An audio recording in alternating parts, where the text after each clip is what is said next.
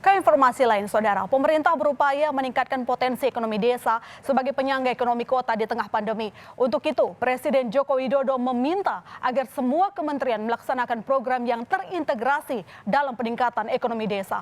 Peningkatan ekonomi desa disiapkan untuk antisipasi krisis di perkotaan. Presiden meminta semua pejabat negara menjadikan pandemi COVID-19 sebagai momentum memperbaiki dan menyusun strategi dalam transformasi ekonomi desa. Presiden menekankan seluruh kementerian harus harmonis dalam menyusun program pembangunan desa. Saya minta semua kementerian jangan membuat program sendiri-sendiri yang lepas-lepas, tidak terintegrasi, tidak terpadu. Sehingga outcome-nya, hasilnya tidak terlihat. Ini harus terintegrasi betul. Misalnya Kementerian Desa memastikan dana desa digunakan lebih produktif. Kementerian PUPR, penyediaan infrastruktur dasarnya. Kementerian Perhubungan, konektivitasnya. Kementerian Sosial mengenai penanganan warga yang kurang mampu. Saya kira Kementerian UMKM, sektor usaha-usaha kecil dan usaha mikro, saya kira banyak sekali yang bisa dilakukan. Tetapi kalau tidak terintegrasi, lepas-lepas ini akan hasilnya akan tidak kelihatan. Ya, lantas bagaimana kesiapan pemerintah meningkatkan potensi ekonomi desa? Kita tanyakan kepada Menteri Desa dan Pembangunan Daerah Tertinggal dan Transmigrasi Abdul Halim Iskandar. Selamat malam, Pak Menteri. Selamat malam, Pak. Oke, Pak, ini dapat tugas dari Presiden Jokowi mengatakan bahwa ini saatnya kita meningkatkan potensi ekonomi desa. Dari Kemendes sendiri, apa jurus jitu untuk meningkatkan potensi ekonomi desa itu? Pertama, kita melakukan pendataan potensi yang dimiliki oleh desa. Ini terkait dengan situasi yang nyata-nyata bahwa di tiap-tiap desa itu memiliki potensi unggulan. Di satu contoh ada yang memiliki unggulan kopra putih, ada yang memiliki unggulan vanila, ada yang memiliki unggulan jagung, ada yang memiliki unggulan padi. Semuanya kita optimalisasi melalui proses pendataan. Yang kedua, produksi tidak akan bisa memberikan dampak ekonomi masif ketika tidak difasilitasi terkait dengan pemasaran. Itulah makanya kita juga melakukan revitalisasi atau penguatan BUMDes dan BUMDesma, badan usaha milik desa dan atau badan usaha milik desa bersama, kerjasama antar desa. Sampai dengan Agustus itu sudah ada 30.000 BUMDes yang sudah terregistrasi dengan total omset sekitar 2,1 triliun. Sedangkan sampai hari ini September dan Oktober kita lagi menvalidasi terhadap 10.000 BUMDes yang sudah memasukkan registrasi untuk kita cek. 10.000 ini memang agak butuh keseriusan karena banyak BUMDes yang belum memiliki unit usaha. Nah, inilah yang kemudian kita sinergikan dengan UMKM. Jadi ada BUMDes yang melakukan produksi sendiri dari hulu sampai hilir, sampai pada pemasaran. Ada juga BUMDes yang melakukan konsolidasi UMKM yang ada di desa. Nah, disinilah sinergitas antar kementerian. Kita juga melakukan fasilitasi terhadap BUMDes untuk kerjasama dengan perbankan. Ada 14.045 BUMDes yang sudah melakukan sinergitas dengan perbankan. Ada yang menggunakan business matching, ada yang menggunakan program laku pandainya perbankan. Oke, Pak Menteri. OJK kita juga melakukan kerjasama. Jadi sinergitas antar kementerian dan lembaga terus kita upayakan agar produktivitas ekonomi di desa meningkat, Pak. Dan itu menjadi penyangga utama bagi ekonomi di perkotaan. Oke, tadi Pak Menteri mengatakan 10.000 masih menunggu. Kalau misalnya mereka sudah confirm begitu, berapa total aset yang nanti bisa kita terima? Sampai hari ini kan yang sampai dengan Agustus itu ada sekitar 2,1 triliun omsetnya. Iya. Untuk sekitar 30.000. Nah, yang 10.000 ini pasti lebih kecil, Mbak. Karena apa? Pertama, tadi saya sampaikan, kebanyakan BUMDes masih waktu itu belum punya unit usaha yang jelas. Nah, sehingga kita melakukan pendampingannya sejak dini. Sejak melakukan pemetaan core bisnis yang cocok apa.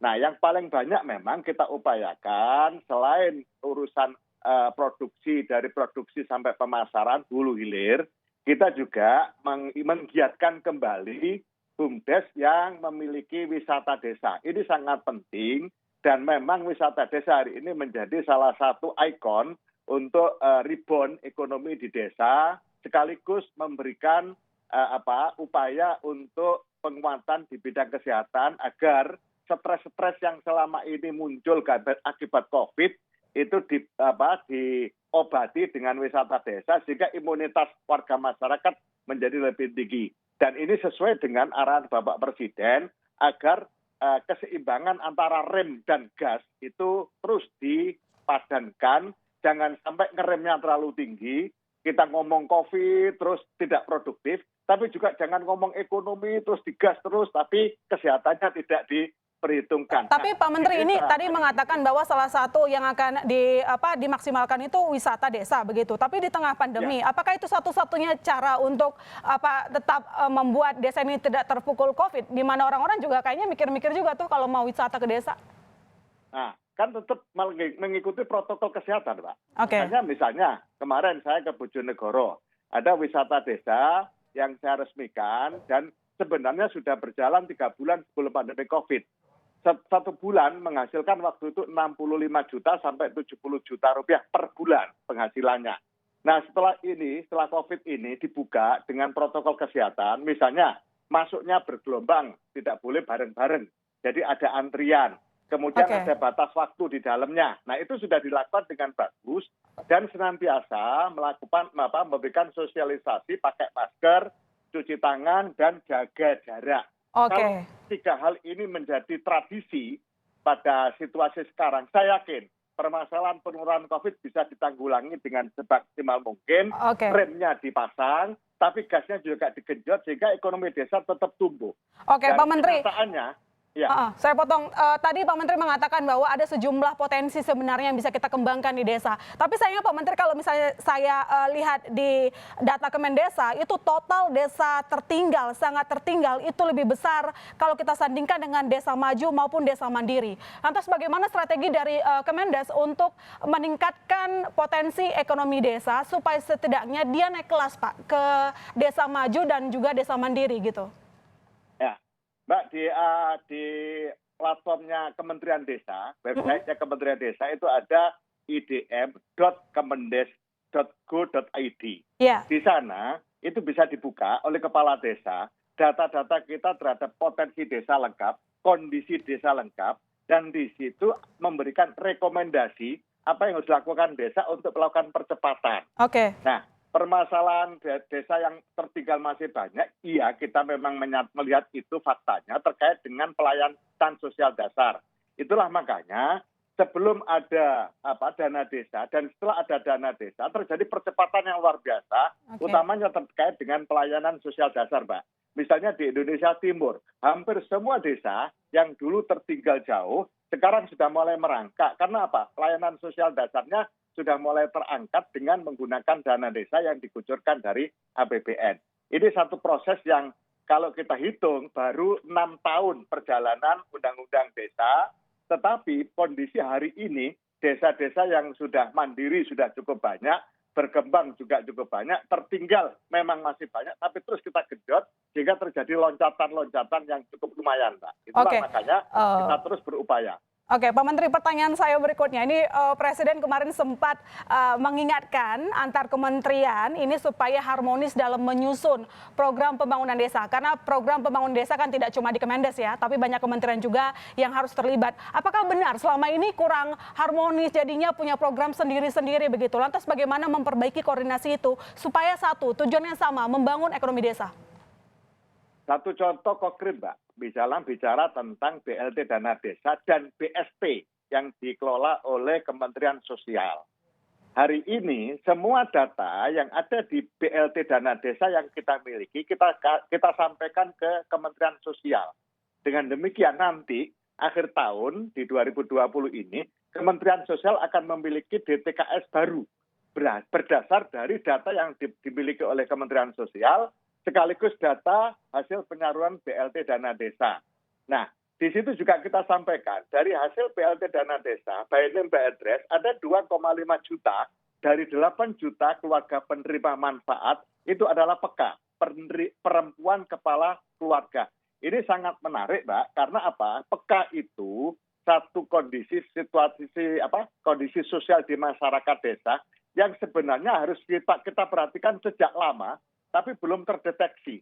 Alhamdulillah dengan adanya BLT Dana Desa, yang pendataannya dilakukan oleh desa itu sendiri berbasis RT, akhirnya kita temukan dari 8 juta keluarga penerima manfaat melalui BLT Dana Desa, itu ada 2,5 juta perempuan kepala keluarga. Itu yang baru jalur BLT Dana Desa. Belum jalur Kementerian Sosial dengan BST-nya, dengan PKH-nya, dengan bantuan pangan non-tunai. Saya yakin dengan kondisi yang sekarang ini, maka data-data yang ada di desa terkait dengan kemiskinan desa pasti akan tertangani dengan lebih bagus lagi. Dan itu adalah hasil sinergitas antar kementerian. Oke, baik. Terima kasih Pak Menteri. Harapan kami semoga ekonomi desa bisa berkembang karena total desa kita itu banyak sekali. Bayangkan kalau semua dibangun maka ekonomi nasional juga akan naik begitu tumbuh. Terima kasih Pak Menteri telah bergabung di Berita Utama.